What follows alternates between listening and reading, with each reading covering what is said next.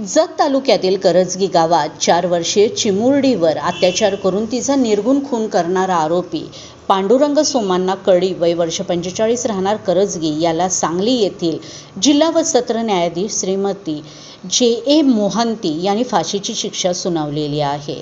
6 February 2025 रोजी सकाळी 10:30 ते 1:30 वाजण्याच्या दरम्यान ही घटना घडलेली आहे। ह्या घटनेची थोडक्यात हकीकत अशी की 4 वर्षे 3 महिन्याची पीडित चिमुरडी घराबाहेर खेळत असताना ती आरोपीच्या घरासमोरील बदामाच्या झाडाखाली आली। तिच्यासोबत असलेली दुसरी मुलगी शाळेसाठी घरी गेल्यानंतर आरोपीने एकटी असलेल्या चिमुरडीला घरात नेले। तेथे तिच्यावर क्रूर लैंगिक अत्याचार करून तिचा खून केला। त्यानंतर मृतदेह पोत्यात भरून घरातील लोखंडी पेटीत तो लपवून ठेवला।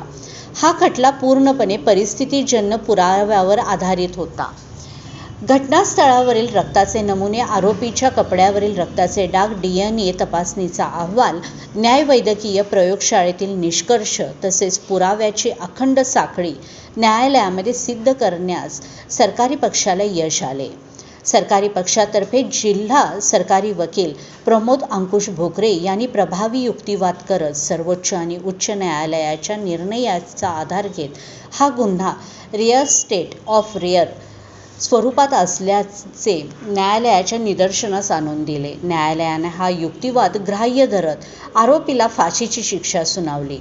या खटल्यात सरकार पक्षाने एकूण 15 साक्षीदार तपासले।